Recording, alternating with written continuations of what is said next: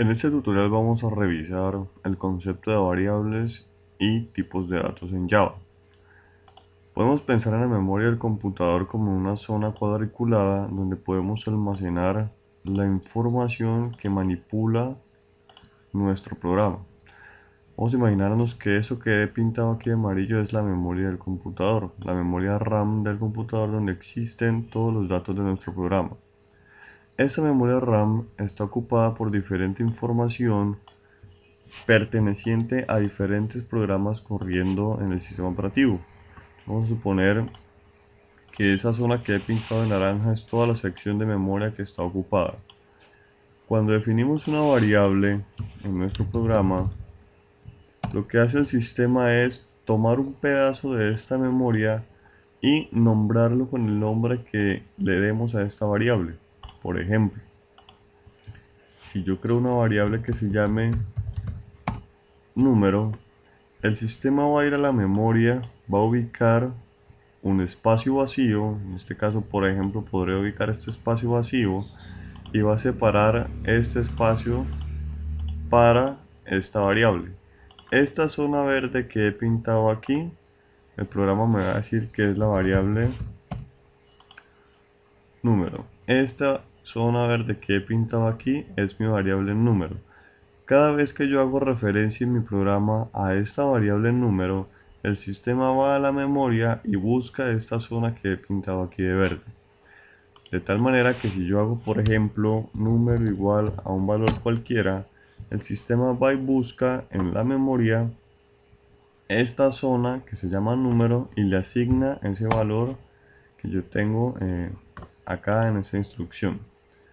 Cada una de estas casillas de la memoria tiene un tamaño, normalmente va a ser un byte.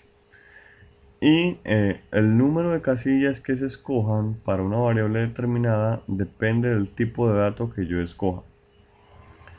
Java tiene varios tipos de datos.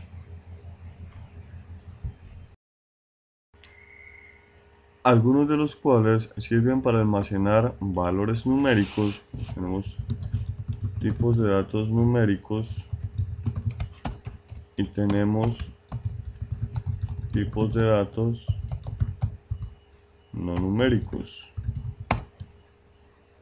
Si vamos a Google y buscamos la información de los tipos de datos de Java, aquí en Google previamente le he escrito Java Data Type Limits, que me muestra los tipos de datos y los límites de los tipos de datos en Java.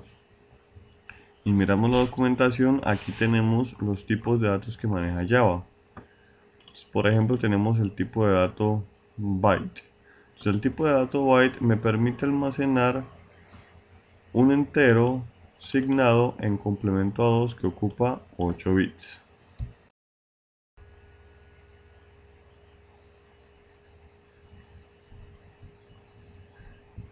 ¿Qué significa eso? Que cuando yo defino una variable de tipo byte que se llame por ejemplo número, el sistema me aparta en la memoria, me aparta acá en la memoria una casilla que sea de 8 bits. Entonces, esto es de 8 bits o también un byte y me permite almacenar en un rango de menos 127, de menos 128 hasta 127, que es el rango que nos especifica acá la documentación. El tipo short es un entero asignado de 16 bits. Entonces, cuando yo defino acá un short, por ejemplo, por decir cualquier cosa, resultado, el sistema va a ir a la memoria y me va a coger 2 bytes, cualesquiera, eso ya depende del sistema operativo. Entonces me va a decir que esta variable de acá se llama resultado, que ocupa 16 bits o 2 bytes, y que me permite almacenar valores entre menos 32.768 y 32.767. Entonces, puedo guardar cualquier valor de ese rango en este pedacito de la memoria. Cabe notar que este valor igual me permitiría almacenar, o esa variable igual me permitiría almacenar el valor 7. Simplemente, por decirlo de alguna forma, rellenaría el resto de espacios con 0 y solamente una casillita quedaría con 7, pero igual ocupa los 2 bytes de la memoria. Lo mismo sucede con el int. El int es 32 bits de entero con signo. Entonces tengo el int, por ejemplo, variable 3, y ese int estaría ocupando 4 bytes en la memoria. Entonces esto sería mi variable 3.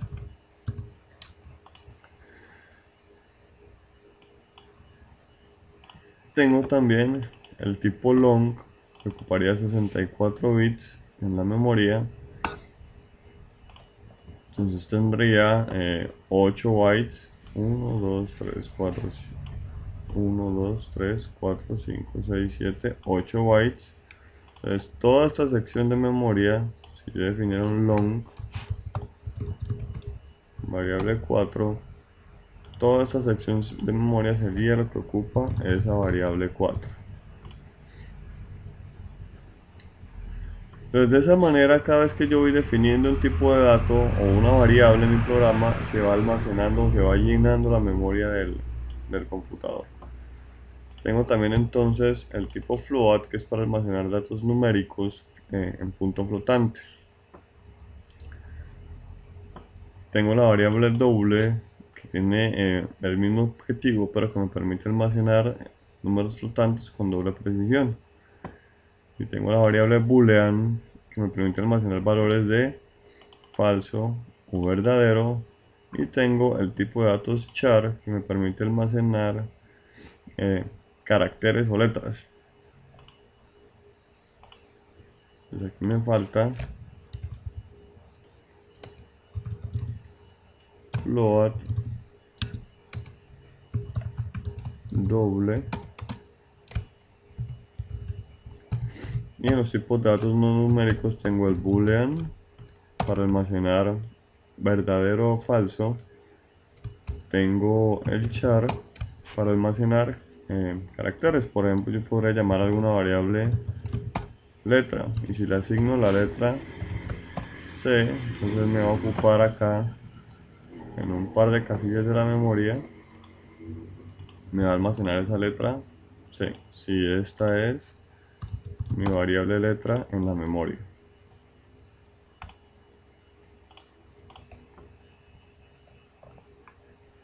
Y aquí tenemos una tablita que me indica los valores por defecto de esas variables. Aquí hay otro tipo de dato que, si bien no es un dato primitivo, casi que se utiliza como tal, y es el string para almacenar tipos de datos. Entonces puedo tener acá un string, una cadena de texto, por ejemplo, que me permita almacenar una cadena de caracteres.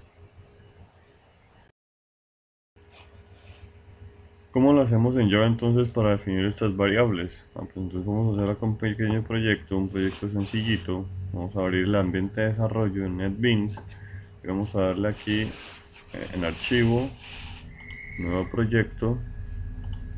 De las categorías vamos a escoger Java. El ambiente nos permite desarrollar en diferentes categorías. Vamos a escoger Java Application y vamos a escoger aquí cuál es la ruta, perdón, cuál es el nombre del proyecto que le vamos a poner. Entonces yo lo voy a poner, por ejemplo, a este proyecto variables. Tenemos que darle una localización al proyecto. Yo lo voy a guardar aquí, por ejemplo, en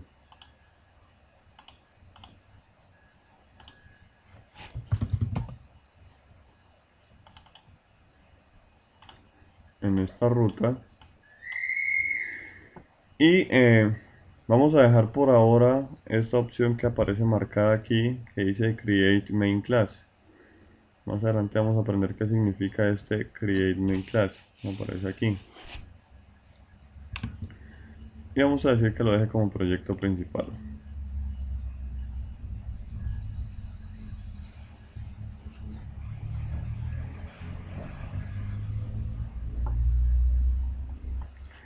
Entonces ya nos ha abierto una plantilla sencilla de una aplicación.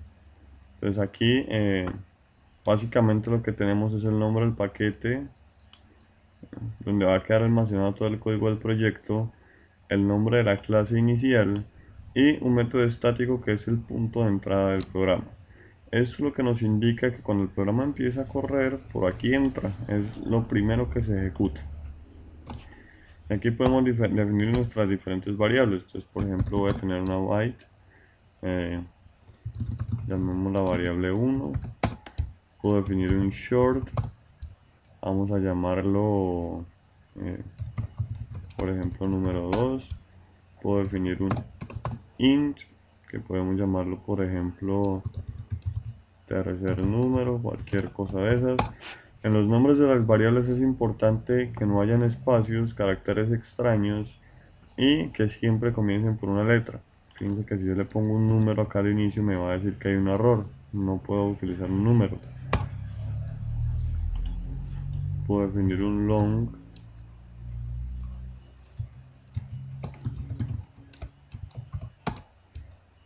puedo definir un float, por ejemplo, cociente, puedo definir un doble,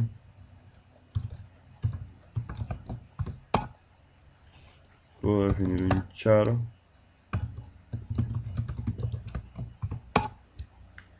puedo definir un boolean,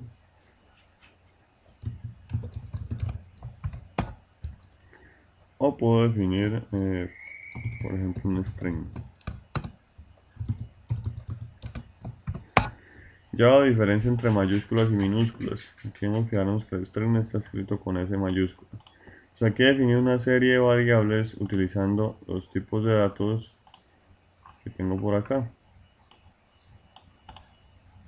Entonces, de esa manera me quedan definidas esas variables.